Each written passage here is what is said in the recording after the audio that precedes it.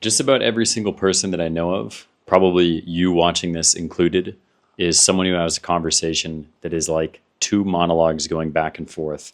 It's two people who are talking about separate things and wishing that the other person was listening to what it was that they were saying. So I'll give you kind of an example. When someone asks for advice when they're getting over a breakup, they'll usually say to a friend that's listening to them, I just went through this, blah, blah, blah, blah, blah, da, da, da, da, da, da.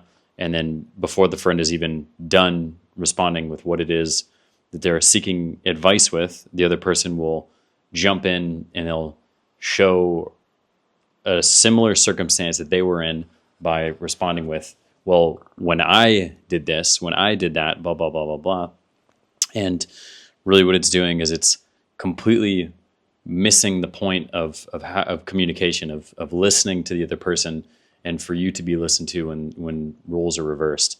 And instead of giving the other person the opportunity to fully express themselves and then also showing that you're listening to them, what you're doing is just battling for two different narratives of a story, and no one really ends up feeling like they've been heard at all. And it's just two people that are stroking themselves, trying to make the conversation about them.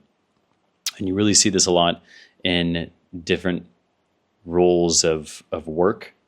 And whenever I talk about effective management to a lot of my friends around here in Bali who are building big YouTube careers in big companies here in YouTube, I talk about what it means to be an effective manager or an effective leader.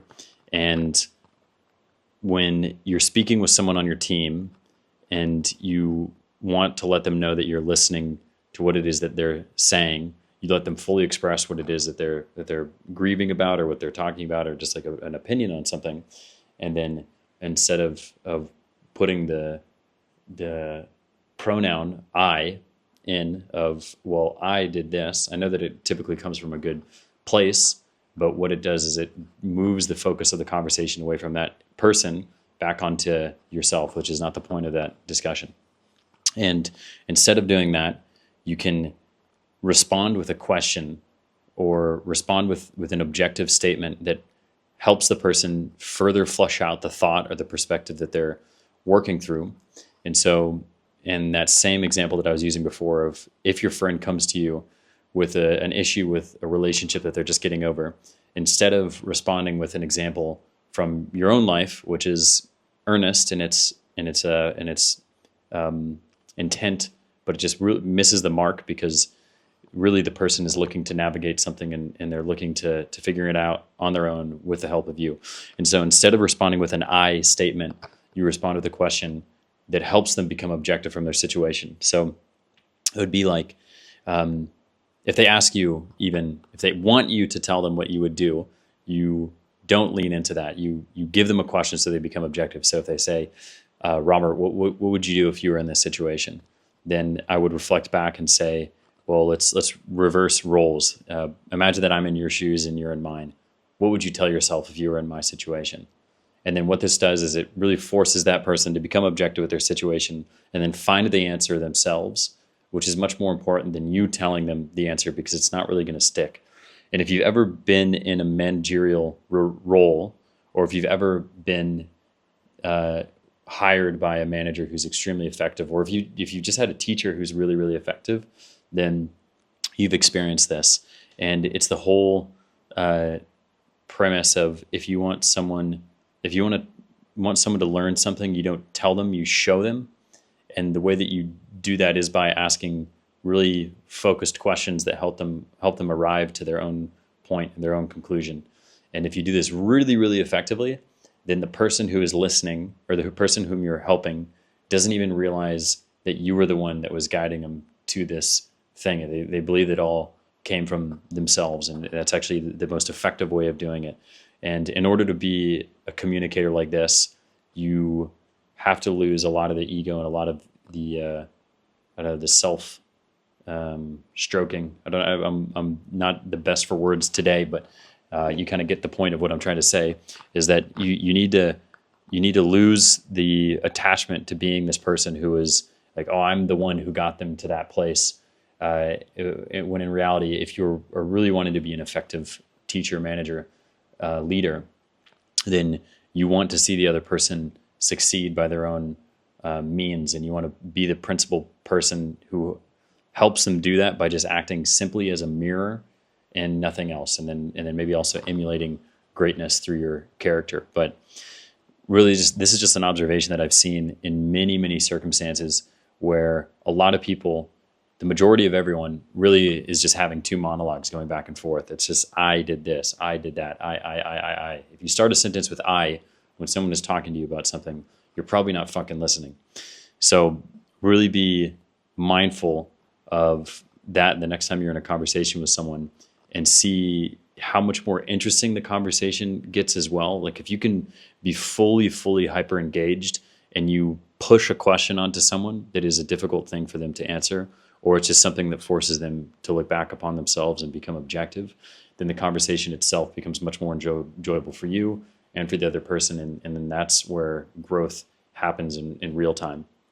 And yeah, really like how that can be used in a professional setting is if you are guiding or leading someone, is that I think of like the opposite of how this looks is that people are really quick to jump in and try and show people how to do something, because either they don't have patience or they enjoy being the one that is the holder of the knowledge. It's like, okay, I'm the only one who can do this. And I think I was culpable of that in previous management positions. But basically, the really effective way is to just ask questions back to that person and really show that you're learning. And then hopefully someone will do that to you. If they don't, you can just outright ask them, hey, I'm going to vent about something and I don't want to hear your answers for it. I just want you to ask me questions that help me dig deeper. It's effectively working as a therapist, but you can really do that with your friends. And it's an amazing way to catch up, an amazing way to wind down with the sunset, catch a coconut like I'm about to go do here in a few minutes. And this is also something that you can do while you're writing. Like as you're writing through something, you don't necessarily need a friend to do this. If you're navigating something difficult, if you're just trying to figure something out, a good way of communication is asking a question and then you answer it. And it's kind of trying to ask the most difficult thing that you should answer at that period of time, because that's the thing that you should be answering in any case. It's not, something that's like a softball question for you to get over. It could be a question as simple as, what am I avoiding? And then you take the opportunity to answer that. And if you don't want to do that with another person, then there is the beauty of pen and paper, because that ends effectively, I have a bajillion notebooks here that have a lot of those different question and answer type of framework, but that really can have compounding growth for many areas of your life if you just find the question that you're afraid to ask or afraid to answer, then you ask it, then you answer it, then life will bestow a lot of greatness for you.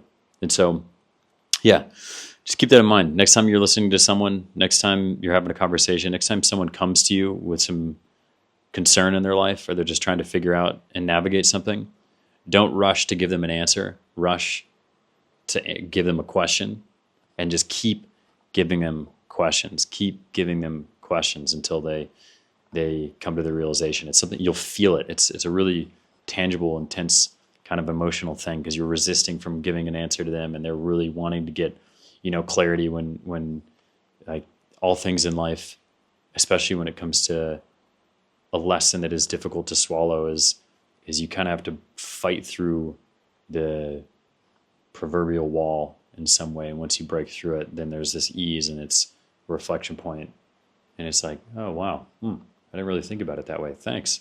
It's like, I didn't really do anything. I just asked you questions, and then you ended up finding the answer for yourself. And then that's the beautiful thing. That's the beauty that you want to aim for with people around you. And yeah, do it for others, do it for yourself, and hopefully it'll come back to you. But communication tip 101, many more to come.